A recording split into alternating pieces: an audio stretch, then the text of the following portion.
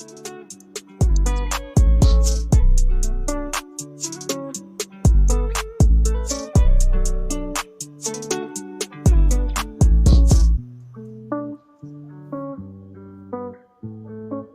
like that end episode. Yeah, it was.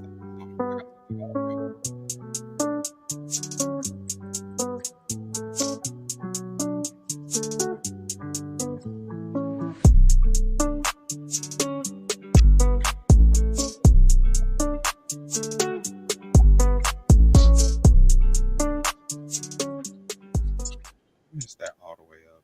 What's up? What's up? What's up? It's your boy Chucky. It's your girl Double Dose. And it's our girl Miss B. There's an echo. Do you hear it? That was me. Why? Because I was trying to do the thing. You listen, I'm trying to get better with technology and doing this stuff. I really am. I've been right now trying to do the same exact thing. I just cannot find it. If you go to the Shit Talk page, it's there. I mean, not the Shit Talk Messy group, but Messy group. I'm on. Oh, okay. It should be there. It should be there. All I see. We got a whole Shit Talk Facebook page, Instagram doing page, Twitter. And we're also on Twitch and some other things. I really don't know how to do Twitch, but we stream there every week. And for some reason, people don't like us. I've seen people use Twitch. I really just don't know what it is. I don't either. I don't know what it is. Like, what was that thing? What was it called? Pathonon or Once Upon a Time Ago? What's up? What's up? What's up, Facebook? Hey. I have no idea. I don't know why I can't put it up on Facebook. I don't know. I just and why like posted in a row. I'll just tag. So tonight's episode is, what is the title of tonight's episode?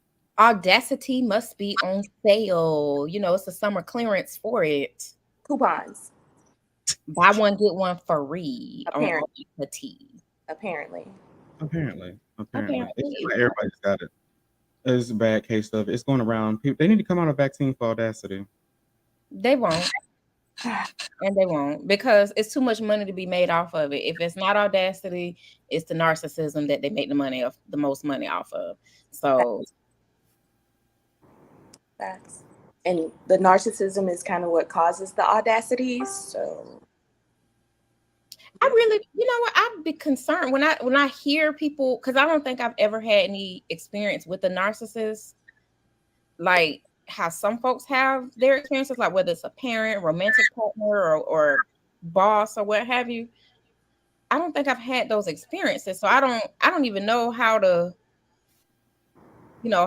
go about it, because it's like as soon as you start doing weird shit to me, it's like, okay, yeah, I'm finna go. Like, I'm finna go. And if it's a boss or a manager type of situation where they're being unreasonable, I'm quick to get higher ups involved. I will CC this entire company in this email if I need to. And yeah, because I'm not gonna go to work and be. It's one thing to just stress about the actual work, bitch. You're not gonna stress me out too, and you my manager and my coworker. Absolutely not. It's not enough money in the world for me to deal with that. I mean, yeah. Because I deal with it every day. So what the hell can I say? Them people at my job be losing their damn mind. Sometimes I think they forget who they're talking to. I drive 9 hours pissed off.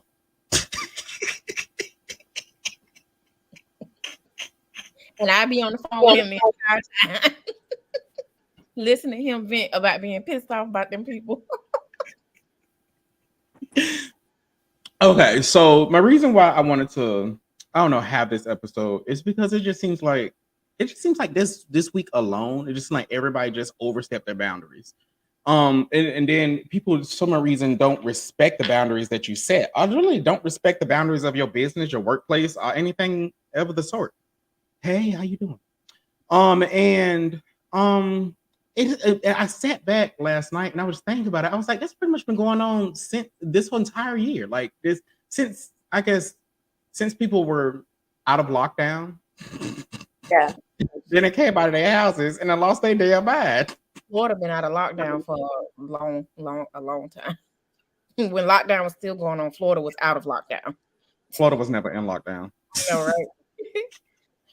But that's funny that you said it because, I had my therapy appointment this morning, and that was something I was discussing with my therapist. I said to her this morning, I said it's like people treat me like a doormat they try to treat me like a doormat.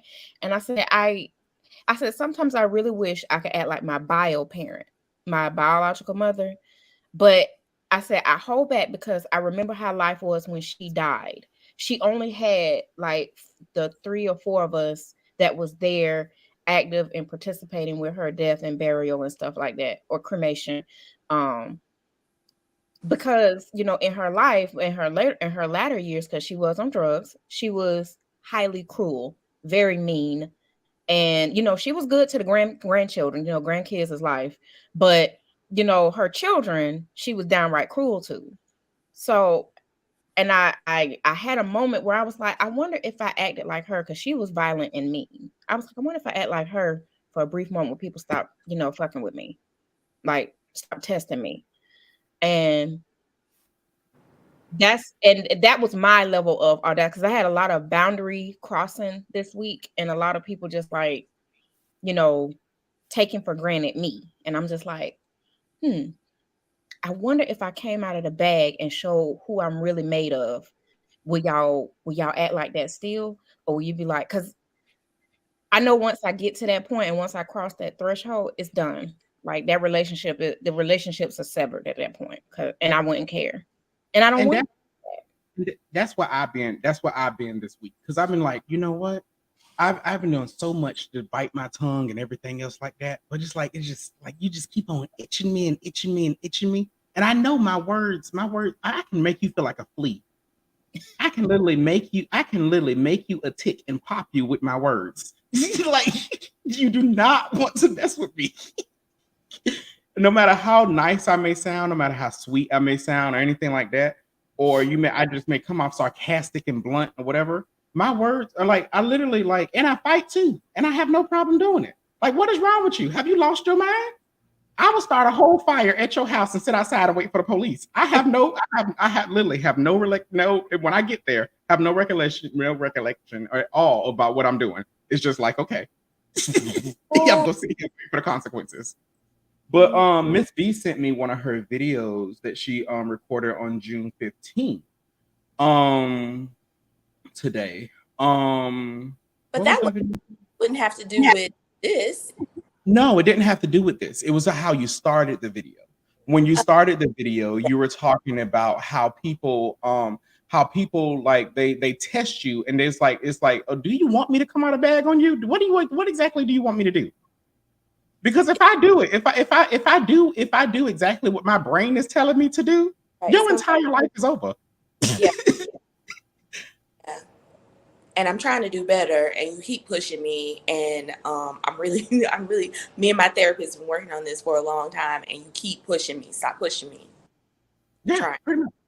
And then no matter how many acts of God and praying and everything this week I went into a whole Tina Turner chant and everything else like that. I was in this house. I was doing all of it. Yes. I was calling every spiritual force that I can find. Oh, Lord. See, the thing is, I have a lot of pent up rage that I keep it very, very suppressed, because I'm like, I don't need that to come out, because it's not, first of all, whoever it's going to come out on, it's not even for you. This is like decades old anger. This is the reason why I hold it up. This is exactly the reason why I hold it up for you. You're the one person that literally wanted this to come out on. This is why I hold it up. This anger ain't even fair. It's like you had nothing to do with this, but you keep doing little things, and it's like, you know what?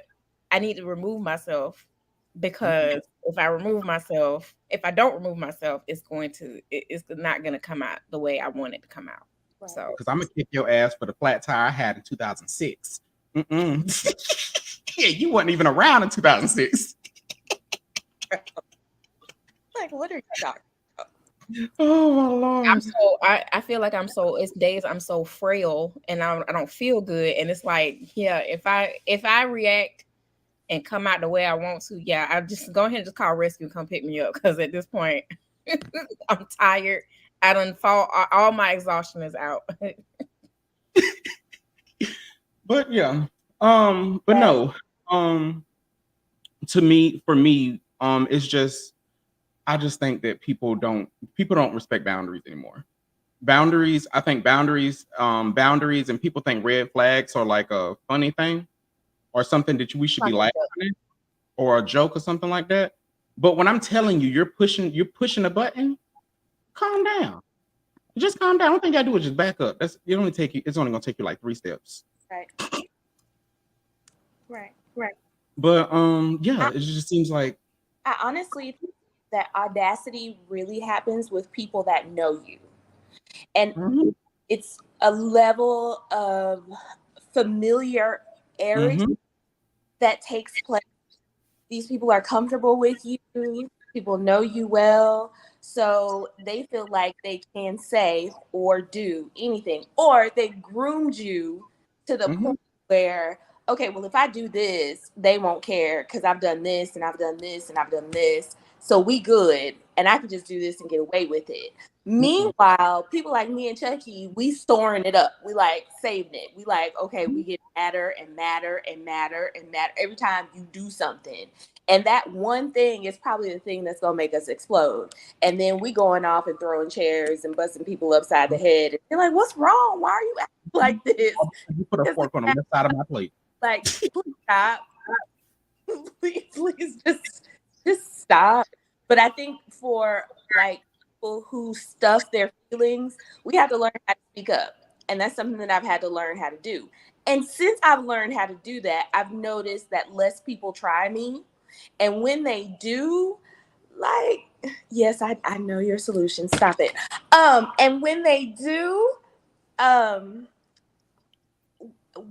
try me and I correct them, sometimes they want to act offended or be like, why are you being so disrespectful? No, I'm not being disrespectful. I'm telling you what you're not going to do today. And it is that. Because, I mean, I am tired of being offended, and I'm tired of having to go off on everybody. Like, I'd rather just correct you in that moment. And see, for me, I never take advantage of the moment. And that's also something I had brought up to my therapist. I said, I feel in a lot of ways in this particular situation where I told her, I said, I feel robbed. I feel robbed that I didn't say what I want and do what I want. But I also know me saying what I want and doing what I want, doing is not, it's going to come with, me being violent, and I don't want to be violent. Right. So, and I don't know, because the thing is that I say things in the moment. I'm gonna say what's on my mind in the moment. But my thing is I forget you're an adult and I start talking to you like you're a child. Because apparently you didn't understand where I was coming from when I first gave you my warning. So yes, I'm gonna smack you in the hand. I'm gonna pop you on the ass and do whatever else I have to do so you understand.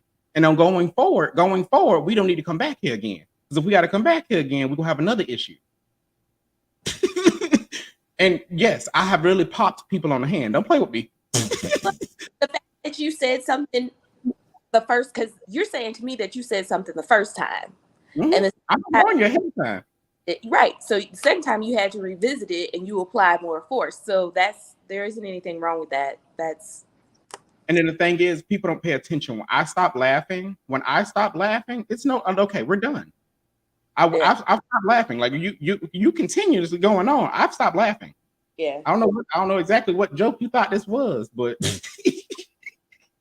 nah.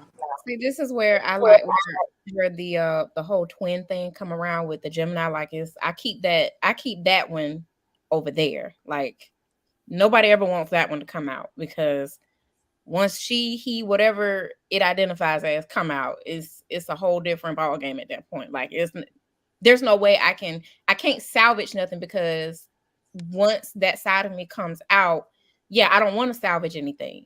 And see, some of these people, I have to have continued relationships and partnerships and things with, and it's like, I think you're taking advantage of that because because I am peaceful, I am amicable, you're taking advantage of it by just saying and doing whatever. And it's like, okay, I really don't want you to get this anger issue from 2012. I really don't want you to get that, but you can have it if you keep doing it. I It's yours, I babe. It's learned yours. that when it comes to a lot of situations, even when it comes to people that don't know you, it's all about how that, I guess, it's a level of respect at what they think about you, how they feel about you deep down. So when you come out and you say something sideways, it's really how you feel about me deep down. You just been pulling that back. So when I unleash everything out on you, you deserve everything that I gave you from 2006, 93, 89, all the labor pains mama went through. You getting all of that. Not you, I got stuck. They get her labor pains. Her labor pains. For real, you finna get every little piece of everything that I got, and it's just, I mean, that's literally how I am. And it's just like when it comes to family, family to me is the worst, because no matter what kind of boundaries you put up with family, no matter what kind of boundaries you put up with family, they still believe that you're still that little person. No matter how old you got, no matter how successful you got, no matter what you're doing for them, no matter how you're taking care of them, no matter what you're doing at all, they still believe you're that little person. And that to me, that is like, I don't know, that right there is a different kind of anger. But it's just like people just, I don't know. I just can't put words together with that. Yeah, I would cuss family ass out in a heartbeat. Me too. But cuss family out in church. But see, I walk away. I walk away. I say, I'm not gonna let you take me out my character. I'm just not gonna let you do it. And I'm not even a violent person. Like I don't even like to be violent. Like that's just not even me in an everyday sense. But it's like, if I gotta do it, take me out of my character. We can go way back to drama school. I'm finna be, hey Arnold, I'm finna be turned Scooby Doo. We investigate and find more shit to pull up on your ass. I just really cannot with you. No, but for real, that goes back to family, goes back to what I said. There's a certain level, people who have audacity with you, they have a familiarity with you, they know you, they feel comfortable enough to try you. You know what I'm saying? So then those are the same people that you be like, wait a minute. Also, those are the same people that you gonna let them slip and slide and try again. Okay, well, as opposed to people that you meeting outside and you be like, okay, who they think they talking to, but you just gonna walk away. Mm-hmm. You know what I'm saying? I don't know. For me, it's just, I don't know. It's when it's walking away is not, I don't know. That's just, I don't know. That ain't really something. I don't know. That have never been anything I've been good at. I gotta have the last word. Yes. Okay, you're gonna show us titties for the day, Miss V. Yeah. Titties for the day. What you gonna show us? No, so I'm trying to my camera. I'm not trying to show titties. Shut up. Areolas. We got an eye full. But I love you. Thank you. I love my shirt too. Yeah, no, I can't. That's not. This is not that kind of podcast. No, not at all.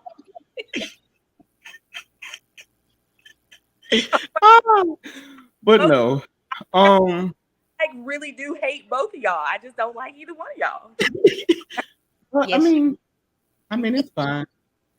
You gonna call me in 15 minutes after this. And I'll be right down the phone. Okay. Oh my Lord. Another call. I don't know. It just seems like it's just stemming down and it's getting worse. And I don't. How do you set boundaries when it comes to people that are already familiar with you? When you've already told them what crossing the line, when they already know what crossing the line is going to do. So how exactly do you set those boundaries? so just like you know how people say that they have to oh, I forget what the words. It's something that you have to do with drug addicts. You kind of have to just stop with them and let they bump their heads. So it's the Yeah. same thing.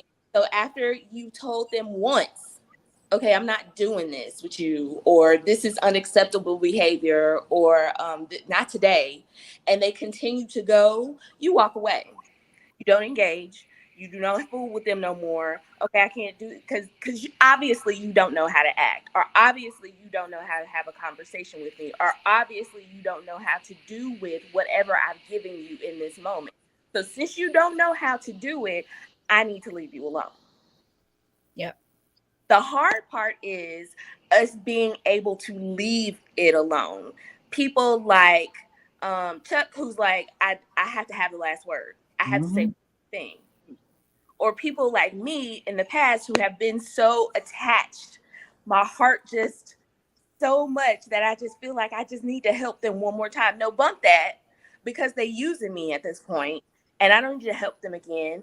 I need to back away and let them go and do what they're gonna do. Because if the roles were reversed, they would not be helping me, and I would be standing up there looking stupid. So let me just let them go and do what they're gonna do. That's how you stop it.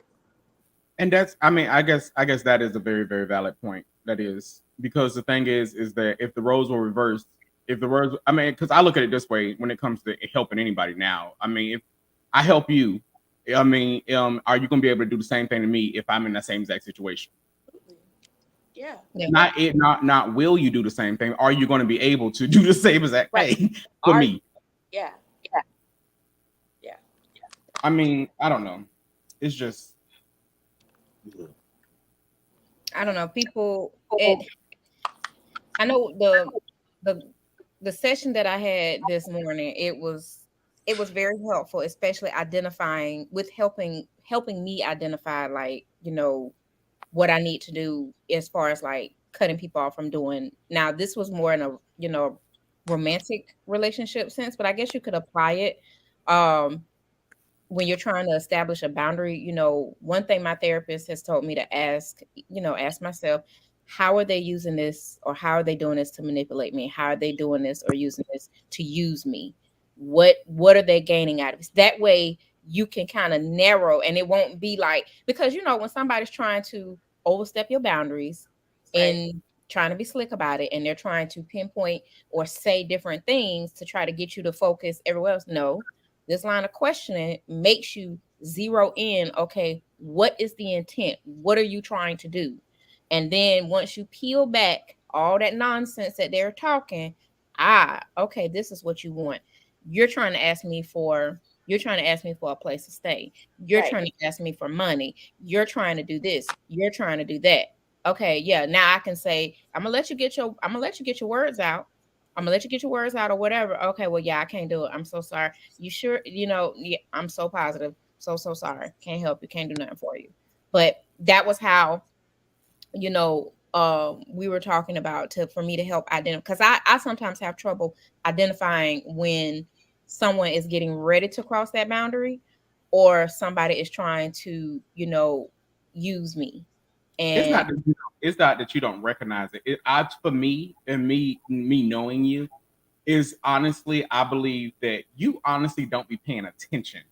And I mean, I catch it. I normally catch it before you do, and then you normally don't be paying attention. They ask the question, and you be like, "What? Huh? What did you say?" because like we was talking about it before we got on, like, with Chucky, tuning me out, and I wasn't feeling it. I was feeling some kind of way, like he was tuning me out all day. I felt so neglected. I have never felt neglected by Chucky. I've never felt so neglected in my life. Like, I just felt awful. I It felt what like, today wasn't really tuning anybody out. Today was a day for me, honestly, to unwind from everything that happened the last 7 days. mm, So when we were on the phone and everything else, like when we were on the phone and everything else like that, my brain was literally, I was still in my like, okay, let's go ahead and relax. How this podcast can go tonight, how everything is going to go. Kind of keep my mind on other things so I don't focus on what was pissing me off. Okay. Okay, so the truth is that Chuck had to take a muscle relaxer yesterday, and he ain't been right since then. So that's true. I did take a muscle relaxer yesterday. And normally me and Chuck talk every single day. We have not talked 2 days back to back this week. Thursday? We haven't talked since Thursday. Really? Yeah, since Thursday. And when I tell you I have had a shitty week, like it's just like dealing with some internal personal stuff. It's like, okay, what's going on? And I'm like, oh, you know what? I ain't talked to my counterpart. I hardly talked to him this week. Like, I don't know what's going on, but and he's hardly talked to me because work life balance and every damn thing else. And I practically live at the doctor's office. So I got a house full of kids. So yeah. And it's just, it's just been a week. Yeah. So I think that played a part in too. But y'all, my feelings were so hurt. I was like, he is tuning me out, but he talking about you tune me out all the time. I don't be realizing I be doing it. You literally tune me out and literally whole conversations. But what I did last night, my tuning out last night was the worst. I was literally on the phone with somebody, and they were in deep conversation and everything else like that. They really was, and they had literally said something absolutely horrible, and it's not funny, and I should not be laughing. I should not. Because the place where they were mentally, they needed help. But for me, I was just completely just not. Honestly, I was not listening. And the words that came out of my mouth was like, "You should do that." But the part I said you should do that was when they said they should harm themselves, and then I was like, and then they just stopped crying. They was like, "What?" And I was like, "Oh my bad. What did you say?"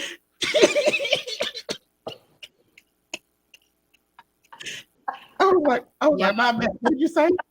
Y'all, Chucky asked me today, do you think I offended them? I said, yeah. I said, of course you did, honey. Of course you did. I would be offended too. You just told me I'm already feeling bad. You just told me that the world would be better without me. I wouldn't talk to you either. My brain was not there. But at the end of the day, I realized that was a phone call I probably should not have took. And I probably should just ended the phone call right when it started because my brain was not there. But like Miss D said, I took a muscle relaxer yesterday, so yesterday was off. I slept for 8 hours. Where I have learned it's okay to tell somebody you don't have the capacity to handle stuff. Like I've said that, I don't know, I forgot who it was I was talking to, and it was a while back, and they was like, they wanted to, they needed to, kind of express themselves. And I said, look, I don't have the mental capacity to handle this right now. I can't. I'm not saying I won't listen to you or I don't want to listen to you, but like right now I mentally cannot handle nothing. Like, you're not finna, like, and I did ask him, like, you're not thinking of harming yourself? No, it's nothing like that. I just need to vent. Yeah, see, I don't have the space right now. Like right now I'm filled up with my own issues. I don't feel good. Like, I'll check in on you in a couple of days. And which I did check in, like, hey, just want to see how you doing. Are you all right? And they were okay. But this was also, I took a phone call from somebody that was like, physically, like absolutely describing how they wanted to remove themselves out this world too. And I'm like, okay, let's stay on the phone. Let me talk you down. Let's come back. And it was a hard phone call. And so when that person called me, literally like 2 days later and wanting an event, I said, I don't have the mental space for this. I just don't have it. I can't help it. With me, it's absolutely horrible. You call me with something like that. It ain't gonna work. Hold on, Chuck. Let me say this. So that behavior, that example right there, that behavior is extremely healthy and extremely productive. And rarely do you find people who will stop someone and say, hey, I can't do it right now. I don't have the mental capacity to even listen to you right now. We should do that more often, because what we do is we just take everybody's stuff on, and it just brings us further down into our own depression, dealing with other people's stuff. So when we speak up and we say, I can't, or this is something that I don't need to do right now. And the productive part was when you said, let me call you in a couple of days when I can function a little bit better. That was very, very, very, very good. That's textbook. So this is what we should all do. Listen, Yes. I just knew that I'm like, I couldn't handle it. I really, really couldn't handle, like, taking on, because and thankfully it really wasn't nothing serious. It was just they were just having a bad day, and I'm like, look, I'm still trying to process this phone call I got the other day. They didn't know. I got the other night about a dear friend of mine that just really was just at their wits end and wanted to take themselves out. And I was the only person that answered the phone. They called 4 other people, nobody answered. Wow. And I was like, and all I kept thinking was, I'm like, what if I didn't answer? What if I didn't answer? And I was like, yeah, I can't deal with you right now. And all you want to do is just vent and not even really vent, just talk, just gossip a little bit. I was like, no, I don't have it right now. So, and they understood. They didn't take offense to it. That's one person I'm like, like if I tell them no, I can't do it or whatever, they'll listen. But we have to get to the space where even if they do take offense to it, we have to protect ourselves mentally, emotionally, physically, because all of the stuff that we give out to other people and all of the help we give to other people, we can't do that if we're broken down or if we're in some type of mental facility because we've had a nervous breakdown, because we've just been giving and giving and giving and never taking time for ourselves, or never taking a moment to say, you know what, I ain't like what you just said right there. And I would appreciate it if you just don't say that to me no more. And when they say something else, you being like, oh, okay, you own that. Let me go do something else. I'm not going to fool with you no more. We would be so much further along if we would just learn to speak up for ourselves and take care of ourselves. But somehow in this society, we've been taught that it's either bad behavior or to be a doormat, and there's no in between. But there is a very healthy in between that we need to do, and that's what you did at that time. So that was good. I'm just gonna warn everybody ahead of time. Don't call Chucky when you're crying. Don't call me when you need help. Don't call me when you need anything at all that'll go involve your feelings. Because I'm just letting you know I'm gonna hurt them. It's probably even worse, and I'm not gonna be the person you want to talk to when you're crying. I'm not.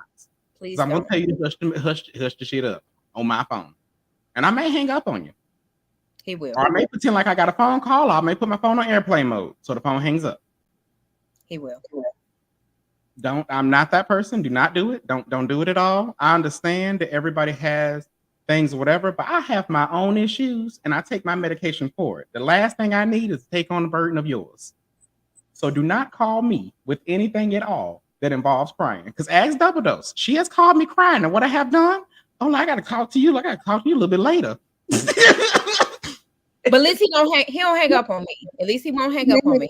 He'll give me that courtesy and be like, "Oh well, let me call you back." Okay, yeah, you for it. Let me just go ahead and go. Let me go cry by myself. I'll be all right. And you call, and then the thing is, you called me, and you sound busy. I'll talk to you later. Because I know me. When it comes to certain things, I do have a soft heart, and I'm going to take it in. I'm going to take it in. And the last thing I need to do is take in any of your problems when I got my own. Right. So let me go ahead and get off this phone. And I'm not a crier, and I hate when people cry. I do. Like, I don't understand why you want to call me and do this. I don't understand why you want to do it on live. I don't understand why you want to do it and other people see it. It ain't cute. It ain't getting no sympathy out of me because the only thing I want to know is the backstory. So call me when you calm down. You can tell me what led you there. So yeah, I'm not much of a crier either. I absolutely cannot stand to cry. I just cannot.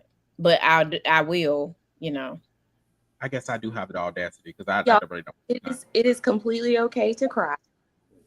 Oh, it took me years to get to this point because even Chucky used to be like, just let it out. I'm like, no, because if I let it out in front of the wrong person, they're gonna use it against me. No. See Yeah. how that is? Yeah. You go ahead and let it. To like to wait, just hold it until I got home and got the door closed and then cry. So if you have to do that, then all right. See, yeah, I can do that. I can do that, but I've seen people like just burst into tears in front of people, and I don't have the I feel like you want sympathy. I don't have You want something the from mental everybody. huh? I feel like you want sympathy and you want something from everybody in this room. You're not getting it. Yeah, in some cases, yeah. Like I do feel like that because it's like you doing this in front of a lot of people. Like you don't see it's people looking at you. Like calm down. Like, and it's always been my mind because I've seen it happen, especially in corporate America. I've seen it happen where something really serious happened to a former coworker, and the people in the office literally used it as a way to you know against that person. And I'm just like, wow, like y'all are kind of nasty. Okay, all right. So, and it was like, you can be. I'm like, no, I ain't finna be myself around these people. Nope. Absolutely not. Absolutely not. Now, them folks, I don't mind cussing them people. Like, I did not mind cussing a girl out on the elevator. Didn't care. Yeah, y'all don't give a fuck about it. I've literally had somebody literally come to me crying and want to lay on my shoulder and everything else like that. This is polyester. Don't get off of this. This is cheap linen. Get off of this. No. This is cheap linen. I gotta go through the rest of the day with this shirt. Don't play with me. Something wrong with you. Something's really wrong with them. I have no idea. Way big. Something wrong with you. Baby. You done lost your mind. But I don't know. And this was something that was hard for me in school. So we like had to learn how to hold our face when people were like going through things emotionally. I have a thing about thinking what somebody is saying is stupid. Like this is dumb. And not so I'm very expressive with my face. I don't know if y'all noticed. So it's hard for me to like not show you that I think this is stupid. And when somebody starts crying, for me to like put on a face of empathy and to actually process that this person is going through something and that they need my help. It's hard to do. So Chuck, it's not something wrong with you, but it's not abnormal because we have to put ourselves in the mind frame to not do the opposite. Because Girl, my therapist didn't take that class because baby, she be looking at me like, the fuck is wrong with you? And will ask me, now what made you do that? Oh, okay. Like I think she skipped that class. Well, I went to a Bible school, so. Oh, okay. That's what it is, baby. I that got to be what it is because she definitely has sat there and was like, and make all kind of faces at me. I'm like, hey, doc, don't do that. Come on now, stop that. Like you being too animated now. Mm-mm. Mm-mm. And it would look at me and be like, now, what did you think when you did that? I wasn't thinking, doc. Like, yeah, but that's where you're supposed to go to. Okay, so what's next? Like, what are we doing next? Now that you've had this breakdown, you didn't let it out. Okay, cool. What's next? What's the plan from here? What did you learn from this situation so that you don't have to be sitting up in somebody's office crying because you wasn't paying attention? What are we doing? You make me cry in public. I'm going to jail. To jail. Because only reason why I'm crying is because now I got scheduled lunches. It's the other reason I'm crying.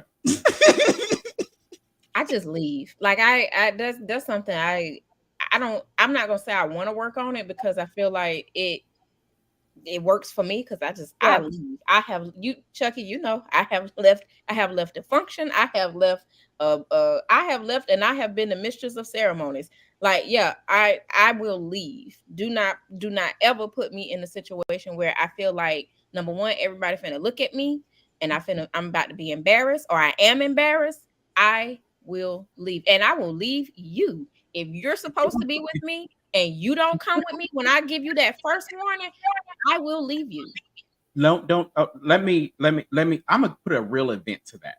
It was a real event. We were at one of my car club parties, and Double Dose had bought somebody she was with, and that person was completely disrespectful. Had the audacity to literally have a conversation with somebody else he should not have been having a conversation with while Double Dose was there. Double Dose saw nice, calm about it went, and then I'm looking for her. She done left and everything else like that. I walked over, and what did I do? Punched the man in the face.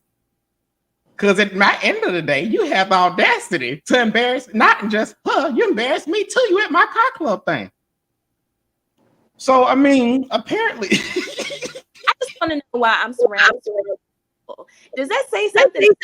Because moms used to say that birds of a feather flock together. So I'm wondering, like, if this is saying something about me, where I'm surrounded by violent people, like, and seeing as how you and I are twins, does this mean that, like, there is a violent side? So maybe you violent.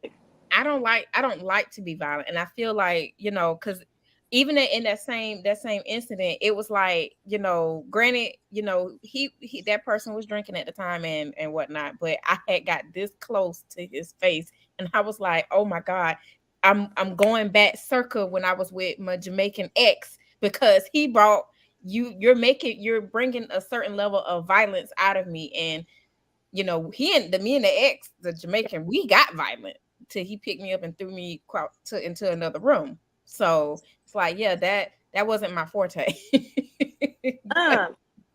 But yeah, because it was like, anyway, another You had a whole flashback. You had like you went all the way there. Yeah. Okay. And the thing is, it's like you're bringing me to this point because, number one, you're embarrassing me. Right. Like, I hate to be embarrassed. Like, you're embarrassing me. You have embarrassed me. And I'm like, I got this close, and I have to do the motion because I got that close to his face. And I was like, come back. Because I'm about to. You couldn't. I didn't care that he was stronger than me. I didn't care that he was bigger than me. It was like, I didn't care, because at that moment, it's like, you done pushed the button now. Like, you done embarrass me in front of everybody. People are whispering about me. My husband picked me up. Folks are whispering about me now. Like, you done oh my Lord. But my husband picked me up and threw me in the bathroom. Yeah, my little husband picked me up and threw me in a bathroom. Oh yeah, it got picked me up off the ground. I told the person who rode with me as well. I said, "Get in the car, let's go. Let's get it. Let's go. If you want to stay." Homie got right in the car and came right on with me. I was like, "Yeah, I'm not playing. I'm leaving." Yeah, and that's one thing I will do. And now I will say, me and the person, they apologized, and they continue to apologize. It's been over a year now. They continue to apologize anytime we're in the, whether it's on the phone or in the presence of each other. They apologize. I'm like, you don't have to keep apologizing. I chose to forgive you. It's okay. You tried to make up for it. We just can't. We'll never be back on that level. But we're okay now. We're cordial. We're friendly. It's okay. Yeah, it's fine. I'm still friendly too. Let them know I'm friendly too. Y'all not. Y'all don't like each other at all. So I'm good. And that's the other reason why I say, yeah, we'll never be back, because Chucky's always gonna be in my life, and you can't come. My sister still want to fight him, so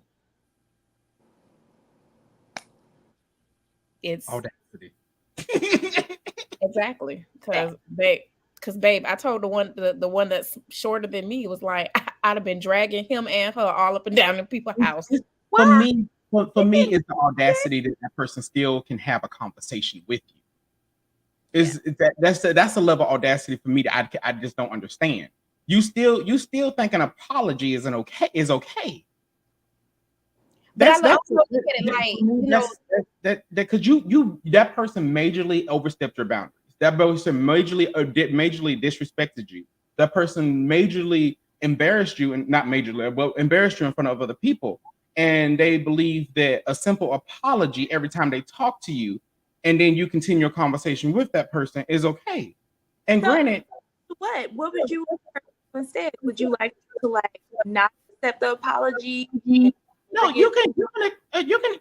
Okay, for me, an apology to me is that you're apologizing because you're apologizing so that you feel better, not so Okay. that I feel better. You're apologizing so that you feel better. To me, that's what an apology is. Okay. So the thing is that it's up to me to forgive you for that. I can forgive you and leave you the hell alone and never talk to you again. Sure. And then the thing is that for you, I mean, there's nothing. I mean, for you to continuously every single time I talk to you, you continuously apologizing for the same exact thing you did. You just gonna continually try to make yourself feel better. Because if I mean that, I mean, it's not doing anything at all for me. Well, clearly. I just be like, okay, I'm done with this entire. Like, as soon as you come up with the whole little thing, okay, thank you so much. Have a good day. Like, So what was so the what would you like her to tell him to stop apologizing? I either stop apologizing and stop contacting me. Okay. You got those two options. That's just me personally. and I know, and I mean, like I said, we have had that conversation to where it's like, you know, you don't have to keep apologizing. It's, you know, it's water under the bridge at this point. But, you know, I just look at it like there's nothing you could ever do to Right. there's nothing you could ever do to fix it. Like Right. it's done. I can't be seen with you outside of our normal, you know, area around, you know, your friends, your people, because I can't bring you. You're not welcome to anything that my people have because of what you did. Because not only did you do it in front of friends, you also did it in front of family, and my family talks. So, because why does my cousin who wasn't even there, don't even know what side of town this happened on? Why did she call me and ask me about it? Because somebody that knew her was telling her about it, and it wasn't Chucky. So, you know, yeah, my people, like, yeah, he's not welcome around. So I don't know what you're gonna do. It's like, you know, it's fine. You know, we're definitely not gonna be on that level anymore because you're not welcome anywhere. You So definitely not welcome at, you know. why continue having a conversation with that person? Say what? Why continue have a conversation with that person?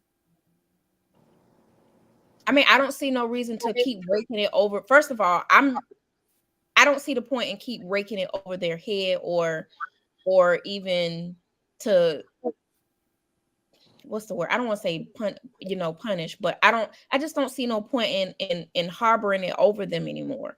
I But know isn't I it a way to walk over you? Like if she forgives me for this, if I do this right here, she'll forgive me for that too. Not if no they're in a relationship. They're not in a relationship. She no set a boundary to where she's like, oh, okay, so cool. We can be cool right here, but anything past right here, no. You can't come past this point right here. yeah, This like right that here. part is All that But this right here, no. We ain't gonna be able to do that. yeah.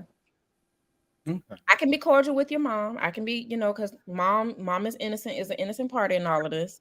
And I'm good and all that. So, but I know I can't bring you nowhere. I can't bring you nowhere with me. I can't do nothing with you because once you get inebriated too much or whatever, you might act out of pocket again. And I can't handle that. So And In a my thing is that person because she can't take them nowhere. So why even bother being in a relationship with them? There's no point. we're So just we're just cordial. right. Right. That's it. That's And like like I told you, they called me last week to vent about some things that had been going on. And one thing I have learned in this life, I have seen so far, is that when you do something, and I'm just gonna speak personally on myself, when you do something wrong to somebody who has gone above and beyond and cares and whatnot, it always comes back on you. And life has been coming back more than once. So that's all I'm gonna say. I don't want to air nobody's business out, but life has been lifing. And it's like, oh, okay, yeah, but my life has been going with, despite my kidney complications, life has been going great. And not out of 10, that person is going to come back to the person that they did dirt to and be like, oh my God, you wouldn't believe what's going on with me. Oh my God, you wouldn't believe how horrible they treated me. And you just like, and in that same phone call, I have had those conversations. That same phone call, you won't believe this. Oh yes, I would, because my friend Karma don't play. The Lord said turn the other cheek. The Lord said turn the other cheek. He didn't say nothing about which cheek I'm turning. he actually said vengeance is mine, but we can call it whatever it is, it's still mine. Thank you so much. I cannot with him, y'all. I just cannot. But it ain't even, it's him. It wasn't just him. It was the Jamaican ex. Cause baby, he came back 6 months later, thinking that not him. That's the one that had the audacity. You picked me up and threw me into another room, buddy. Like, why did you think you was gonna come back? Life went down. The karma was karma for him. Definitely. Almost got his ass sent back on a boat back home. So, right. Yeah. Child, you know about the roach. Child, that right there, that food right there. Where my raid at? That roach. Where my raid at? I need my raid. Oh my Lord. I want round. Why you call me for relationship advice? I'm the wrong person you should be calling. If anything, I'm gonna tell you how to be destructive. Oh Lord. Do the same thing to them you did to me. Show your love that way. I'm just charging. Make sure you cash $50 after this phone call. Or before we have this phone call, let's go ahead and shoot me $100. No, because they will. My therapist had told my therapist had told me that. My therapist had told me, she was like, you know what? She was like, so a lot of advice that you give is good. She said, you ever thought about before the person started the conversation, you asked them to send you the same amount of money you just sent, you paying me to hear what you're saying? She said, because at the end of the day, your words are just going to vain. They're probably not taking none of it to heart. So you might as well just charge them. And that's Audacity as well. If you think about it, people will use up your time and ask you what you think and pour out all their stuff, and then you spend your time giving them advice and wisdom when they was just going to do what they was going to do anyway. The audacity of you to even call me and waste my time. What was the point of that? Audacity. Yeah. Anyway, so we're going to our free events. We actually have two. One is I don't know if y'all heard about the Shein and the little racketeering charges or whatever they got going on. Yes. But I think Double Dose did research on that one. I did. Right? I actually did research, y'all. So before I go into what Shein is doing, let me talk about what RICO means, because I had to look up the acronym because I was like, RICO, who is that? But anyway, it is the Racketeer Influence and Corrupt Organizations Act. This was enacted back in 1970. So that is I'm not going to go into no detail about it because, yeah, it's self-explanatory. But so basically what's happening is there are three individual creators or, artists, whatever you want to call them. They are suing Shein for racketeering charges and for basically Shein has created like different shell companies. And what's happening is that they are taking artists' work and recreating and selling it, as their own, and not giving any kind of monies or royalties to the artists themselves. There's three main artists, but there's probably a shit ton more that are probably going to come up with all this is going. And they're also looking into the the factory workers and things like that. Even though there are a lot of influencers that Shein just invited, that shows that it's more woman friendly, and it's they have like automated things to make the productivity go faster or whatever. But it's all basically like they showed them like their pretty company and not the actual sweatshops that some of these these items are made in. So um but that's what's going on in the realm of Shein, because racketeering can go a while, like can take some time, especially with um the amount of stealing that Shein does. Because I mean, we've all seen it on their website. We've seen one outfit that looks this way on Shein, Fashion Nova, Temu, however you say it. What's the Or you other one? see the TikTok creator that had to actually created an outfit, and then Shein came out with the outfit a year later. Exactly. And that was pretty much, what I think. Let me get their names. I have a sticky note, y'all. I'm so glad she did research today, y'all.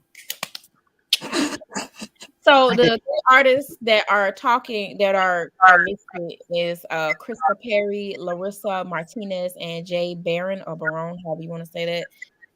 They are the ones that are alleging that Shein has stolen or is recreating their product and selling it for, pennies on the dollar, whatnot. So they're the ones that's bringing the RICO charges to Shein. But I'm pretty sure they're going to come out with a few more other artists that Shein has copied and what have you. So yeah, it sucks because I have a Shein account. Me too. And the pants I have on right now are from Shein. For once, my shirt is not from Shein. I have a lot of Shein clothes because it's cheap. And I'm not saying that these people shouldn't feel like they should not, be given their proper due. But come on, man, clothes is expensive. Like, Not even that. When they be selling it on their own, when they be selling it on their own. Like I shared a Facebook post earlier. Like I'll be trying to. I know this sounds bad, and I know all these people ain't black. I be trying to support black businesses, but at the same point, I'm not gonna pay $50 for your polyester shirt when this shirt over here made of cotton and it's only 20. It is the same exact shirt. I'm not doing it. It's not me. there are some, clothes makers have whatever it is. They are genuine and they're trying to recoup their monies back. And then there are some people, that are scammers. She by Sheree. So I'm I just just saying want to say all her outfits look like bedclothes. 2013. All her outfits look like bedclothes on Shisha Ray. Sheba Sheree. Like All of them look like something that Betty White. They asked Betty White why she always wear jumpsuits. She said because in your 20s you dress to go out, in your 30s you dress for men, in your 40s you dress for success, in your 50s and over you dress for relaxation.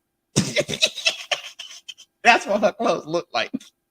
They look like something that's easy to go to the bathroom in.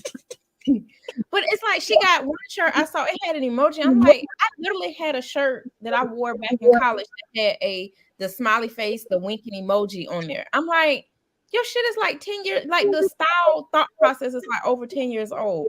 And you had us waiting all this time for She by Sheree. Like, take her shit away. She Like, had you don't take waiting away 10 years for the the end. house.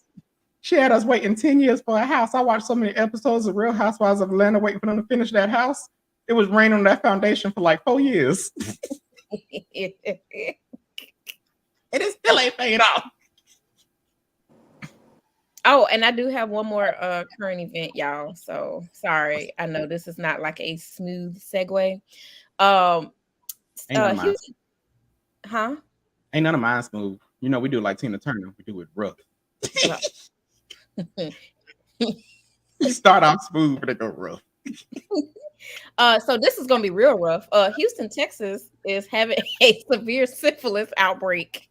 128% among the women in Houston. And it's actually expected to increase. Like sorry, y'all.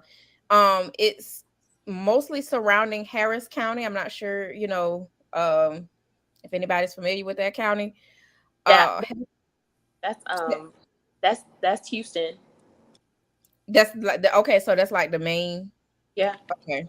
So yeah, there were 674 cases among women in 2022. Y'all know how statistics and stuff work. Is you know how it works. If you don't know, go look it up. A steep increase from 295 cases that started in 2019, according to their press release, and 151 cases of congenital syphilis in 2021, compared to just 16 in 2016. So that's, if you like looking at the jump, that's a big ass jump. Oh So no, that's not even the best part. Have you seen the CDC release on the other strain of syphilis? I mean other strain of chlamydia? no, not yet. But hold on, let me finish this up first. Only reason I was bringing it up because it's also spread in that same area. Oh, well, damn. Okay, so so the damn it, Chucky. I want to read what syphilis is, because a lot of people are not familiar with what syphilis is. So And that's what I was trying to. Yeah. That's what I was about to go into. Yeah. So let me, and it's two types. So hold on. Let me. It's syphilis is a sexually transmitted infection, which can cause serious health issues without treatment. So let me go down here. It develops in certain stages, and symptoms vary with each stage. The first stage involves a painless sore on the genitals, rectum, or your mouth. After that initial sore, so it could possibly look like a pimple, it could look like a blister done popped or something like that. Stage 2 is categorized by a rash.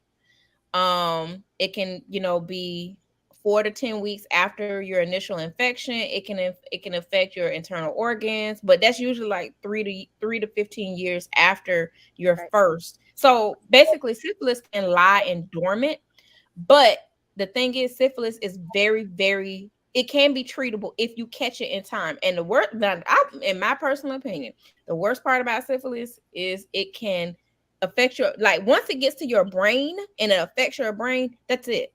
Neurosyphilis. Yeah. And that's what they believe that Hitler had, was neurosyphilis. They believe that Hitler had neurosyphilis, and they believe that he had it untreated for decades. Actually, that would make sense. That's one of the things that caused him to go mad. I can see that. But yeah. So it can be, and it's treated with penicillin. So, and as long as you respond well to, if you have an allergy, you might want to find a different route or whatever other. But the main course of treatment is penicillin. Go ahead, say that again. They can give you something else if you're allergic to penicillin. Yeah. So, but look out for fever, swollen lymph nodes, sore throat, hair loss, potential, patchy hair loss, headaches, weight loss, rashes or anything. And the other congenital syphilis happens when it's a pregnant person passes the bacterial infection into their baby in the womb. Untreated congenital syphilis can lead to stillbirth or damage the baby's organs or their bones. So with this so all my buckets out there, please be careful. Yes, please be careful. And stop being nasty. All my cum dumps, please be careful. Be careful what you put your mouth on. Even if it looks pretty, don't kiss it. And don't think that just because it's happening. Why you gonna smile, Miss B? And please don't think just because it's happening to women that it can't be, communicable to men or what have you. Please don't think that. And also, and don't think that just because that's just happening in what you call it, Duval County, y'all ain't clean either. So it's not that. Houston is getting ready to have what is that, a big boy pride, a big boy kink pride or something like that. So this may be fun. It may be able to travel a lot of places, because we love them apps. We love those apps, those swipes. Yeah. Swiper, no swiping. But the other news was Alabama. Like, I don't know what's going on there. But I really need what's that girl named Carly?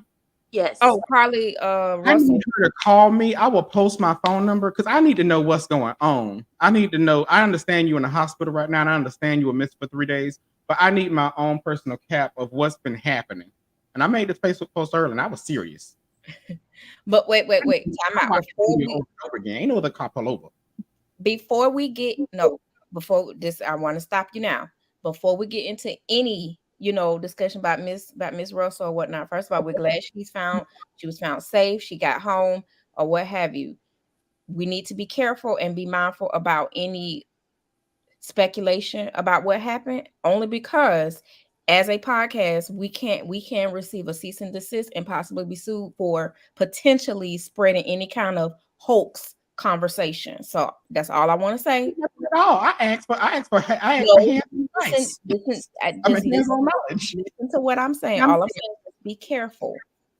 Even though what we may have seen on camera, whatever the video, because I saw another group of folks, discussing about it today. They was like, well, I didn't see this, I didn't see that.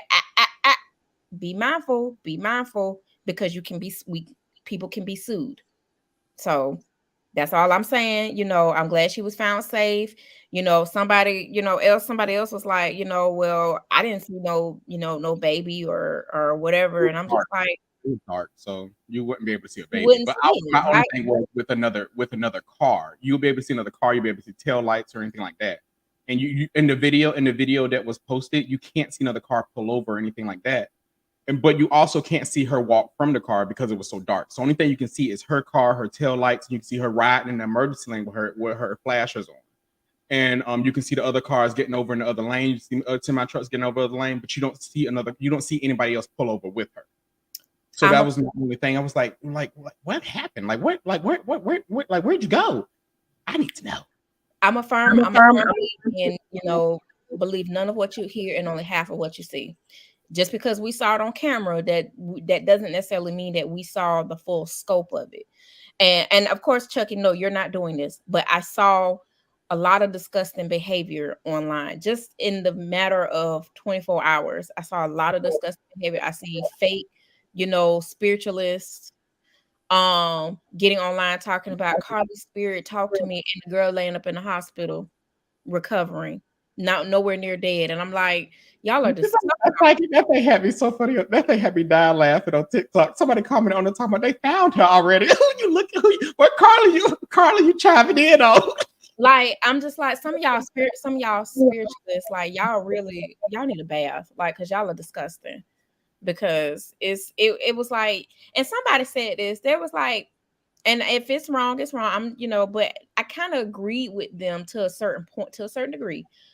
It was a person, a creator pointed out, it was like, why is it that when it's, if it's a non-black person, why is it that nobody ever questions, it's more to the story, it's this and this.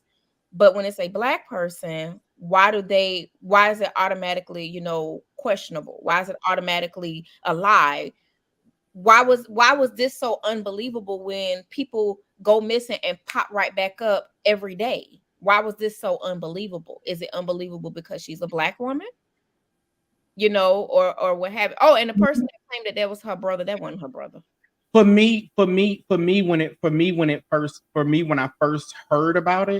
When I first heard about it, I was like, a black person pulled over for a baby on the side of the highway? I thought the same. I was like, what kind of black woman is she? And I was like, what kind of black woman is she? And I was like, and it's nighttime too? Niggas don't do that shit. See, I had a different reaction. I was like, oh, okay. All right. She's a healthcare provider. That's why. Okay, got it. It wasn't even a healthcare provider. Even if been a healthcare provider, she had to turn around on a highway to get back to that child. You called your sister instead of calling 911. That was my only thing. I was like, I would have, like, healthcare professional or not, like, I would have, like, my first mindset was like, oh my God, this baby, like, let me call 911 or something like that. Like, that's my first mindset. If she's a healthcare provider, she already knows how to establish aid. And she knows how to call 911 too. But that's probably not why. That's probably why she didn't call 911 initially. Like, if she was already, we don't know if she was already on the phone with her sister or not. Like, we But don't. I'm just going by her sister's account on TMZ and her sister's report on CNN. Okay. Her sister report on CNN. She said her sister called her and said that she found a child on the side of the road, and she turned back around. But to be fair, think about it. You and I have been on the phone, and it's like I done seen somebody, like, in a car crash. I'm like, oh, child, somebody in a car crash, or whatever. Granted, no, I didn't pull over to try to help. I have called 911, but you and I have been on the phone where I've seen people in a car crash. I'm like, oh, child, somebody done got into a crash. I hope ain't nobody hurt or nothing. Or I'm rubbernecking to see, what's going on. This is true. But I mean, I can't say that. I would never say that I wouldn't stop for a child. I would be lying. I know me. I would be. I would have no lie at all. I would have stopped for the child. A stray animal. Why wouldn't I stop for a child? I don't stop for stray animals. I would have stopped for the child, but I would have stayed in my car. I'm like, hey baby, no, I with my window down. You know me. I'm just saying, you know me with my passenger window down. If it's a baby, how is a baby going to follow instruction? It's a baby. Ain't nothing about following instructions. I would have had my passenger window down. Hey, where's your mama? Where's going? Like, where's your mama? Like, what are you doing out here? Or something like that, or whatever. Like, I mean, it's just me. But the thing is, I'm suspicious of anybody on the side of the road. It is. I watch too many scary movies, and you know me. I believe that's how a lot of things happen. But yeah, I mean, honestly, I'm not questioning it too much because, like I said, people disappear and reappear just as quickly as they disappear. Yeah, I didn't question that. No. I know you didn't. I'm just saying I'm not questioning it, but it's a lot of people who are questioning it, very inappropriately, in my opinion. Yeah. Because like I forgot the girl name when she went on. It was about a year ago. She went on a road trip with her boyfriend. She went missing. And she unfortunately she was found dead.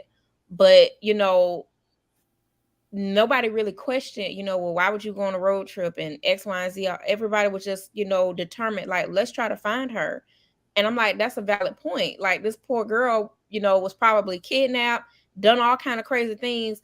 And people, like, we've seen the specials that they had on TV where it's like, I forgot the show that used to be on TLC years ago before it became crazy, was that, How I Escaped or some fight for my life, and people literally were in situations where they were kidnapped in a basement in a trunk tied upside down, and just through sheer willpower they got themselves out and got away. When that's not everybody's story, and that's the only thing that bothers me about people questioning her integrity behind it. It's like you don't know how. Mm-hmm. I believe that people are going to question that regardless, because people question that with Casey Anthony. People question that with the little girl that went missing in Jacksonville at Walmart. People question that with all these cases. With any case like this, people question that.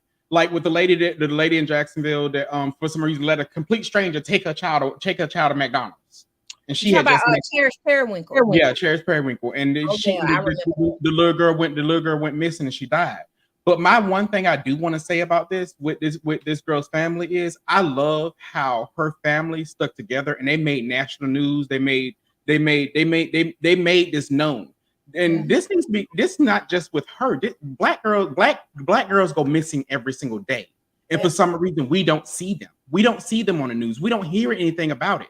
She could have just went missing on the side of the road, and her family could have just sat back and listened to the police, and we would have never known anything about this. Yep. And that's why I love where her family actually put it out there.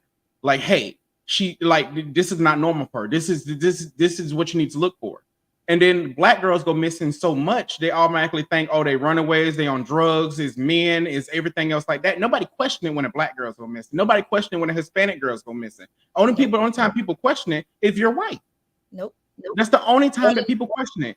If you're white, or if you're white passing, or if you're white passing. That's the only time that people question it. That's the only time. Yeah. And the thing is that we really do need more voices. We need more people to like put these people out here, put their faces out here. When people were sharing her face on social media, people was doing all these things, whatever. Rather you didn't even read it, you just shared it on social media because you're like, oh my god, like how I did. When I first saw it, I was like, oh my god, and I just shared it because I said missing person, whatever. I just shared it. That's my first reaction. But the thing is that all the other black girls that are missing out there they're not coming home, that we don't know where they are. They may have been sex trafficked or whatever, because I mean Texas is right there by the border. Florida is right there, so Florida's right there. New York is right there. Florida is big in human trafficking. And New York is right there. And you have all these black girls go missing. And then the thing is that people always go for people of color, I believe, when they go missing, because nobody's gonna look for them. Right. Yep. Right. But this girl right here, when her story does come out, I believe. I mean, I hope they find out whoever did it or what happened, whatever happened to her and everything else like that. But the thing is, this really need to bring light, and people need to see, like, if we just work together as a community, as a black community, probably a lot of other girls can be found as well. Because she may have been taken by somebody and they'd be like, oh, her face is everywhere, I gotta let her go. Yep. Or they did something stupid and she was able to escape. Yeah. But the thing is, her face is everywhere. So somebody saw her. They knew to bring her to the hospital. They like, okay, yes, she's not on drugs. She's not on drugs. This girl, I seen her face on news. She's been missing. Mm-hmm. And I believe we need to do that as a community. Like we need to find a way to have make some of these black faces that are missing have a voice. Because we had a friend of ours that was missing that went to school with us, and he was missing for like 3 years. And apparently he was missing for 3 years, but the police have found his body with the 2 days after he was missing. But they just didn't inform the family till 3 years later. Oh yeah, I remember that. Okay. So the thing is that, like, yes, we need to advocate for ourselves as a community. We need to stand together. I can agree. I mean, because it is nonsense. And then it's like, no matter how much we progress, no matter how much people say we progress as a race and everything else like that, we're to me, I just feel like we're still stuck behind because for some odd reason we can't find a way to, how to put it, and that actually goes into a whole different other conversation. It's only in my personal opinion, because it's going to coincide with yours, Chucky. I feel like the reason why a lot of us are stuck in so many ways is because some of us don't want change. Some of us just want to be in that position, right? Some of us don't want to be. We just want acknowledgement. Or we want our turn. We want our turn to be in control and in charge. We don't want change. We don't want to have an equal footing with men and women or people in the LGBTQ. We don't. There are some of us that genuinely don't want that change. Some people really just want their turn. Like, they had their chance to be in control. It's my turn now. It's my time now. It's some people that really have that mindset, and that's, in my personal opinion, I don't care what nobody else think. That's why a lot of ways we don't progress, because some people feel like we're robbed. We were robbed, or we're not given the opportunity to be in control. I don't want this person equal to me. I want to be over that person. I want to know what it feels like to be. I want to, to be, for lack of a better word, I want the experience to be I want a chance to be the oppressor, so to speak. That's how I feel. That does make sense, because a lot of times it seems as though, I don't know. I don't know. I'm still go back to, I just really wish we could just work together in a better light. The LGBT community, Black community, Hispanic community, all of us, we just work together in a better progressive system. because if not, none of our voices are going to be heard.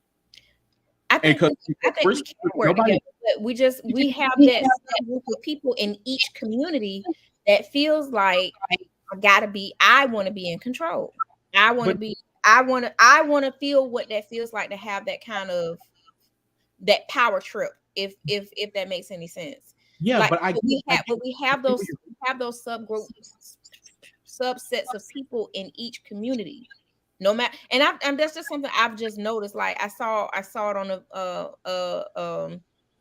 a video a couple of days ago where it was somebody in the LG. Now I'm not trying to overspeak anybody in the LGBTQ community. They were talking about how they and this was just like their speculation on it. They were saying that well, I don't have any flamboyant gay friends or whatnot. I don't associate with those, even though he was a clearly flamboyant gay man. And the person who commented or made the video or the conversation, they were saying what they were saying was that they just want to be accepted by the cishet male community, or I cannot speak, cishet black male community. Like they want to be accepted so bad that they're willing to throw their own community up under the bus to feel accepted. And that's why I'm saying, like, I feel like we have each of that in each community. Somebody wants to be accepted some kind of way, so I'll be willing to push you down and push this woman down and push this person down because I want to be accepted. And I completely agree with that. And the thing is that when people do that, nobody realizes that even with the laws that they're passing now, it's pushing everybody back. Because everybody's trying to, oh, I'm trying to get that one step ahead because I want to be in charge. I want to be head honcho in charge. But the thing is that these laws that they're putting in place is putting everybody back. Women, is putting LGBT community back, is putting African Americans back, is putting everybody back. So the thing is, only way to fix it is if we all work together. But the thing is that, like you said, somebody always want to be, like my mom used to say, somebody always want to be head nigga in charge. Mm-hmm. But the thing is, everybody can't be head nigga in charge. You can't. And then the thing is that even if you go back to, like, if we go back to when women were fighting for women's rights, I'm just going to go then. They stood together. They stood together at a certain point. I said stood together at a certain point. Miss V, I saw your eyes. They stood together at a certain point. I'm just saying, which women? I was getting there. These were white women, but they stood together at a certain point. They stood together at a certain point. And then now the fact that is that pretty much none of them pretty much sticking together are so far on the same side of women's rights. Now those rights are slowly being taken away. That's where I was going with this, but I was going to say white women. Because they did not black women in that. No, black women was never included in that. They were not. But what I was bringing that up was because now that white women are divided on so far as what women's rights should be, what women losing? Not just white women, all women. The right to choose what they want to do with their own body. The same thing that you fought, same thing that your grandparents, your great-grandparents, or your great-great-grandparents fought for. But do you just laugh how they get all the rights? I said, do you ever just sit back and laugh at it? Because it's fun. It's not funny, haha. It's funny, like, you didn't think this through, did you? Because, like, I don't know if you all knew, but in Florida, they've gotten rid of permanent alimony. Yeah. Oh yeah. They got rid of that about a week or two ago. And when I saw it, I rolled over, laughed, like gut busting laughing, because I'm like, and because all the women's rights group here in Florida, they're hot pissed. But wait a minute, y'all voted for him. Mm-hmm. And this is the same man that said he wants to make America Florida. It's women like literally in tears because I depend on on that alimony because that helps with my insurance, because I have a debilitating medical issue because X, Y, and Z. That man abused me. So this is what was given to me by the judge. But guess what? Def Sanders got rid of it because y'all voted for him, honey. What you thought he was gonna do? I was like, in y'all zealous effort to make it where nobody has rights, nobody. Look at y'all. Look at y'all standing out there without no permanent alimony now. Mhm. I I couldn't help but laugh. Oh, And the thing is, oh, go hmm? ahead. I was gonna say I don't know if you knew this, Chucky, but the trans bill that DeSantis signed, which I didn't know, I found out today. The Apparently, uh, judges, huh? you talking about with the judges, the judges, trying to appeal it, and Yeah, so they're now it's trying all. to appeal it, but as the law stands now, they can remove trans kids out of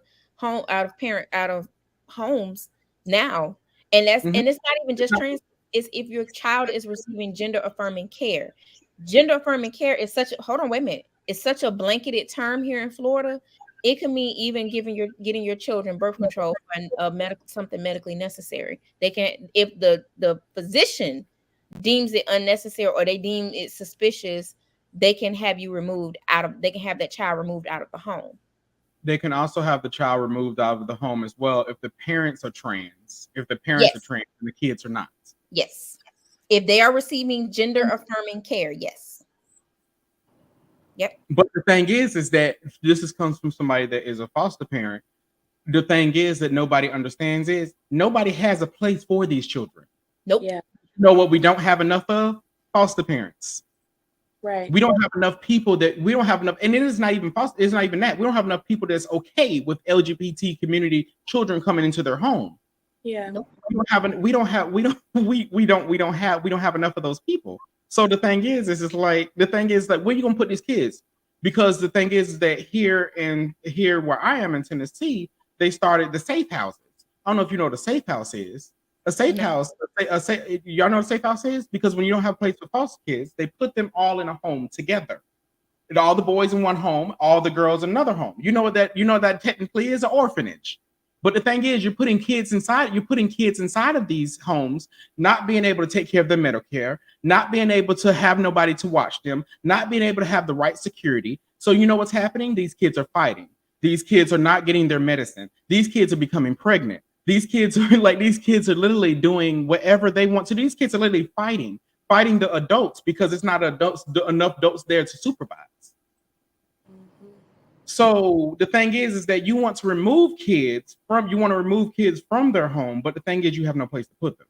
Mm. Yep. Mhm. So then what?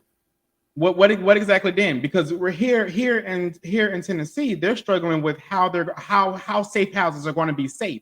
Because right now it's not even safe for the workers to be there. And I know this because I volunteered to be a volunteer at the safe house, and they said, "Oh no, you can't come right now because it's not safe. It's not safe for me to be there." That's alarming. That's Because alarming. you have kids with medical issues that you can't even give their medication to. Or the thing is that you don't have an actual person to that's giving out medications on the regular. So the thing is, one kid could be getting the wrong medication. One kid is not getting what they exactly what they need. And guess what? All these children are going to be members in society. That you know what? They're going to be dropped off when they turn 18 or 21 if they go to college, but they're going to be just dropped off with nowhere to go because they don't know how to spend. They don't know how to do anything. They don't know how to buy food. They don't know how to do any of these things. Mhm. So it's not really helping anybody. If the only thing it's doing is just making literally every situation worse. But I digress because that's a whole nother subject. Very, very whole nother subject. But I saw it when I saw it earlier today. I was like, I didn't realize that that was going to be a part of, I never realized like even just assigning birth control or whatnot was considered gender affirming care. And I'm like, what? You're going to remove somebody's child out of their home because of birth control? Birth control, I'm thinking, steroids if they start their periods early, all those things. I'm like, how the heck? Like, oh, okay. Lord have mercy. But I don't know. Again, election, y'all, everybody needs to vote. Even voting your small elections matter. Yes, All elections are more important than the presidential. All elections are the ones that make things happen. Do the small elections. We need to start a petition where people need to not be able to sit on the Supreme Court for the rest of their lives. There's no reason you should be on Supreme Court with oxygen tank or on chemo. There's no reason why you should be on Supreme Court literally older than me, or you literally or your grandparent or your mom and dad were slave owners. You should not be on the Supreme Court. You shouldn't. You shouldn't be on the Supreme Court if you cannot relate to the things that are going on today. You should not be on the Supreme Court. If you don't know how much it costs. If you cannot relate on how things are going on today, you should not be there. That's just my own personal opinion. And yes, a petition needs to be started. I agree. We live in a democracy, but for some odd reason, our country, to me, seems like it's ran completely different. It's supposed to be a democracy, and it's supposed to be off of our vote. But what exactly do we vote for? Because at the end of the day, we vote for president, but who actually makes the last call about who's the actual president? They take a little bit of electoral votes from each state, and then like really. But the electoral vote by the smaller elections. If people would participate in smaller elections, they would have more say in the electoral votes. That's how it's built. People just vote for the president, and they don't. But you didn't vote for anything else. Exactly. You have to vote for everything else. So what you want for your state, because that's basically what you're trying to do. Basically, affect your state, your city, your life. What you have to make sure that you vote for your city councilman, for your congressman, for your senator. You have to vote for all the judges, especially, because those are the ones who make the decision. So if there's a voting cycle coming up for judges, look into those people and then go to the polls and vote, because those are the ones. Especially black people, please stop voting for people because they're black. Please. Thank you. Because every black person is not for you. No. They're not. Just because they're black. We literally got one that's running for president that does not even believe in. He doesn't believe in discrimination. He doesn't believe in a lot of crap. But please do not vote people just because they're black. This man literally said he has not experienced no discrimination personally, so it can't be real. And I don't even understand that. That's a lie. There's no way. Especially with how he is a liar. Yes. No, he just saying it because he want to get certain folks votes. And then you got Ron DeSantis denouncing one whole part of his Spanish life. Because that's why I looked his up. He's a white Italian. He said he's Italian, baby. I'm like, are you sure your name is very Hispanic-ish? He got a whole Hispanic daddy side. Oh, right. He said he Italian. Even the white folks don't like them either. So I understand how that's better. But I don't know. At the end of the day, everybody has their thoughts. Everybody has their own views. But the only thing I believe in is that as a people, we have to learn how to stick together at some point, rather sooner than later, and literally stop having the audacity to open your mouth when you don't need to. Because if nobody didn't ask you for your words, don't give them. Keep them to yourself. And that goes in the workplace, that goes in public, that goes anywhere. And that would literally keep a lot of things down. That would keep people getting shot down. That would keep people getting in fights down. That would keep people literally in their own business. Yeah. Like literally, I shared a Facebook post, and this it was this man literally mowing his yard. His neighbor across the street house was on fire. And they said, this is the level of minding my own business that I want. I'm not that don't have nothing to do with that's over there. If you stay out of those situations that have nothing to do with you, trust and believe the Audacity and everything else will be completely completely out out of it. Your life would be a lot easier if you just manage your business. Right. Why talk about other people's stuff? You too busy formulating opinions about people who don't even really talk to you. Why? Okay. Just mind your own business. Granted, I do get this is shit talk. I do believe that we form our own opinions here on this shit talk podcast. That's what we do. But the thing is, our opinions are all usually always backed by facts or a therapist or somebody that is in that field. Yeah. I rarely come on here with somebody that is not in that field. If like next month, all next month, which yes, tune in. We're gonna have our first series. It's gonna be about dating, relationships, and everything else like that. We're gonna have it all for the month of August. All next month, we're gonna have people on that are actually in relationships, people that are actually dating, people that are using apps for dating, people that we're gonna have Miss V on as a therapist input on how dating affects your everyday life. And we're also going to talk about people that believe that they want to be alone, but they really don't want to be alone. They're just saying they want to be alone because they've been hurt so many times. And we're also going to talk about, because this is a big one, when and how to ask a motherfucker for money. Because I'm sick and tired of y'all people literally struggling because you don't want to ask the person you have the sex with for $1. Next time, I don't appreciate you calling me out in just public. call me the fuck out, you bastard. I don't appreciate you calling. Just call me out. I didn't call anybody out. I just said it. That's fine. Just say my name next time. I feel like it was all implied. I feel like you intentionally called me out. I don't care if you didn't call my name. I feel like I think it's just my own personal belief. It's just how I am, how I was raised. It's just me. But anywho, my auntie used to say what she still does. If you go be a good hoe, meaning that, private parts have kids and shoes and electric bills and stuff. But I don't know. Pride. You came over here. Rather my lights were on or my lights were off. I still had electricity, and I gave you something.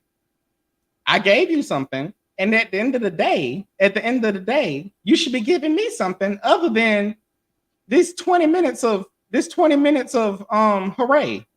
Because you came over here. Hooray. You too crazy about hooray. But I mean, I don't know. I don't quite. We'll talk about it next month, but I don't understand that. But we're gonna have our first series, and I believe it all prompted with our last podcast, relationship therapy, and it's been on my mind for a while because I see people in relationships, and it's just like, for a lot of times, it's like people don't know exactly when to walk away, or they don't know when to speak up in a relationship, or if they have the voice to speak up. And for me, asking for money is a part of speaking up, baby. And I'm not gonna ask. I'm just gonna here you go. This right here is due on the 3rd. If you want to be here on the 4th, pay this on the 3rd. I don't know. I've always had the mindset where it's like, yeah, I don't want you to feel like you're gonna tell me what to do in my house. Like you can't tell me what to do in my house. What? You can't tell me what to do in my house. You can't tell me what to do because you can't tell me what to do in my body. You can't tell me what to do in my house. I don't care who you are. Mm-mm. If I have a mice can run in my house from outside, that mice ain't gonna run control in my house. No, it's not that they'll tell me what to do. It's my whole thing is like, I don't want you to feel like, because it's like right. It's some people when they start giving money and doing stuff, because that's how it was with the other fella where he was putting money in my house, and he felt like when that day he came in my house and ran around opening doors and opening my closet. I'm like, what you looking for? Oh, I just came to see you. You was trying to see if there was another man up in here. So, So that's something we need to talk about too. Okay. We're not going to talk about that. I don't know if y'all know this. We have these great little spiral little notebook We got thingies. notebooks. They're great for notes. I'm gonna add that to my notes. That's something we're gonna talk about too. Because yeah, I don't get that either. Because I Yeah, mean, people. because at the end of the day, at the end of the day, at the end of the day, if we haven't established that we are in an official relationship, Right. you're just literally just like my kitchen appliances. I'm just using you when I need you. Babe, And I'm putting you on the shelf when it's done. he had a whole wife at home. Like, And my point exactly. That's why you like my kitchen appliances. My kitchen appliances don't run when I don't turn them on. Neither will you. he had a whole wife at home. He was like, he heard me sniggling, giggling in the background, and was like, "Oh, you can't be at my side girl house." Like, Wow. he And you mind, also gotta he know. mind, You he also mind. gotta know who you also gotta know who you allow to have good coochie and who you allow to have regular. I just want to have sex coochie. See now, You can't have Michael Myers in your house giving him good coochie, and you already know it's crazy. Some of us discriminate that way. I say you can give some just the coochie and then give some all the other stuff. That's what I say. see, I do, because it's gonna I be can't do that. That's me. That's literally me as well. Because you can't allow somebody to have everything if they're not providing you everything. right. If we're not in a serious relationship, it's only so much I do. And that's me See, too. I don't look I'm at it not like gonna that. 'Cause see, see the I look feelings at it in like me. I'm getting pleasure out of this too. So I'm gonna do all the stuff I like to do, because majority of the stuff, I like to do is, you know, I like to do it. I don't want to go into too much detail, but And yeah, that's the reason why you're sitting over there paying all your bills and single.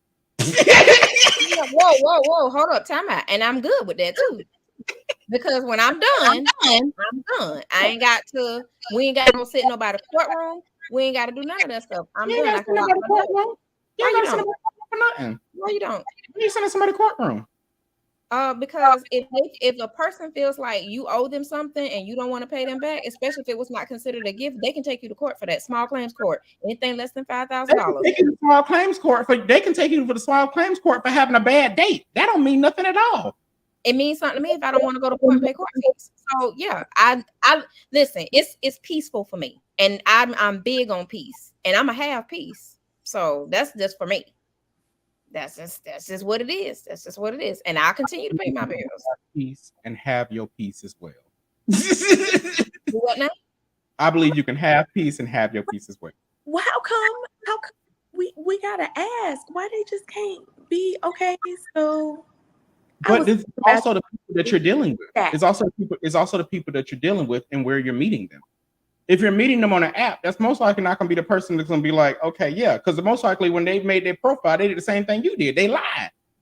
I'm just looking for. I'm just looking for fun. I'm just looking for fun. But deep down, after y'all done had sex a couple of times and everything else like that, and you find a little bit more about this person. I can. We could probably be in a relationship or something like that. I never lied. Never lie. I have no reason to lie. I don't even.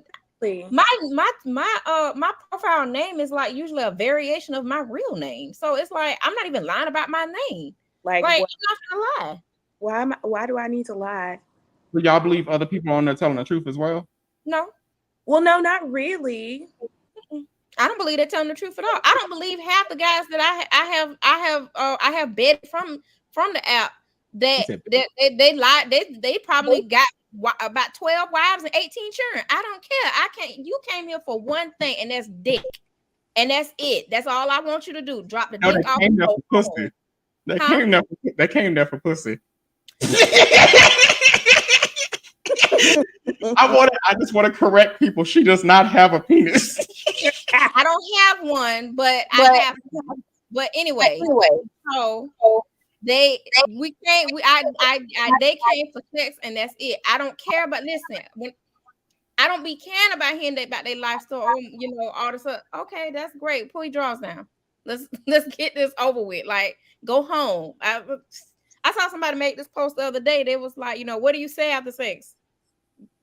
All right, be safe. Let me know you made it home safe and sound. Like what is made it it? home safe and sound. Huh? I don't care if you made it home safe and sound. I don't care about any of those things. No, I don't.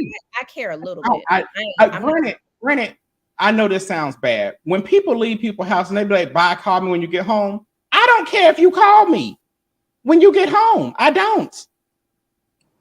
I really don't. I don't care if you text or anything like that. As long as I text you tomorrow and you say, "Hey, I'm fine," or like I text you in a couple of days, I'm fine. But once you darken my doorstep and my door is closed, my home is secure. Whatever you do out there is dangerous. That's you. I prefer somebody to say, "Hey, yeah, I'm home." So because if I'm the last person you left and something happened to you in between then and you going home, I'm the first. I would be the first person the police is looking at. No, I need to know. And you know this personally. I have been on the phone with a detective. What was the last thing y'all did? We had sex and that was it. Okay, do you know what they were doing after that? No, we had sex and that was it. I have been on the phone with a detective. No, we had sex and that was it. I don't know what they was doing. I got documented evidence. This is the last conversation. They left my house. They left my house, and this is what I have. Yeah, I'm good. Like I just need that confirmation. So if anything happens, can't nobody say, "Well, they was with no." At 2:52 a.m., they text me and said they made it home. Now where home is, that ain't my business. No, I don't really care. Detective can message me. I'm not caring about whether or not they're home. I'm trying to keep my name clear. I don't give a fuck what they do. I know. I get what you're saying. You're trying to keep your name clear. I said I don't care because when the detective called me, I had detectives call me like 3 or 4, and it's okay. That's what it was. All right, see you later. And then next thing I know, I see that picture on the news, and I'm like, oh damn, they robbed that place. They had just left. They could have robbed me too. I ain't have nothing though, but still, they could have robbed me too. No, I just. But I was some good dick going to jail. But pretty much it. Ain't none of my business. That's all I just want them to come do their thing and leave. Like, do your thing, drop it off, and leave. But that's not what I'm saying. When you ask for money, it's not somebody that you're just coming over, dropping a thing, and there's that one time or twice time that y'all have done it. If this is somebody that you're continuously doing it with, they need to contribute. That's what I'm saying. And how are we getting this conversation now? We're supposed to have this conversation next month. We're still gonna have it next month, but there's so much more to dig into. Yeah, it's way more to dig into, and we're gonna have different people coming talking as well. So it's definitely gonna be a lot more. It's just I just my own personal belief. If it's somebody that's coming, if it's somebody that's coming constantly, they're helping you come constantly, and it's that same person, they need to be contributing something. I feel, but the thing is, I don't feel like I should ask. Even the married man, I didn't ask him. He was just doing it. Now, granted, he was giving me hush money at this point, but that's what I said. That's what I said. It's all with who you're doing. It's all with who you're dealing with. It's all with who you're dealing with. If it's somebody that's messaging you saying, "Hey, how are you doing throughout the day?" If the married man, did he message you and say, "Hey, how are you doing today?" Message you and be like, "Oh, you look pretty today," and do all those things like that. That's somebody that's going to do those things. Somebody that's only hitting you up at 9 o'clock at night, they not going to do them things. They not. Because they don't care about they don't care about how your day is going. They don't care about what you got going on. They don't care about what you're doing. That person is not going to be a person that's going to contribute. Right. That's a person that only wants one thing. But my thing is, what I'm saying is that I don't have the expectation for any of them. If you do, you do. No, but I'm not saying have the expectation. I'm not saying about have the expectation. I'm saying knowing the person that's going to provide and knowing the person that's not. He's fussing at me. None of this is directed towards you, dude. Oh, okay. No, I'm actually looking at her, but you just taking it in. I'm not actually looking at her. But I'm thinking if the married man number has changed. That's what I'm trying to figure out. You're so crazy. But when somebody is messaging you and they cares about how your day is going and everything else like that, and they care about all those things, Yes, that's somebody that's gonna provide. But somebody that's messaging you at 9 o'clock at night, I message you once in a day, what you doing later on tonight, they not gonna provide nothing. They only want one thing. And that's it. That's not the person that's going to pay anything. That's not the person that's going to offer. That's not the person that's going to see a bill on the counter and be like, oh, she may need a couple of dollars. That's not a person that's not a person gonna be like, oh, you want to get your nails done. That's not that person. They don't care how your nails look. They just care if your coochie clean and everything like that. Your coochie and your ass clean. That's it. Some of them don't even care about that. With the men you deal with, I'm hoping they care about that.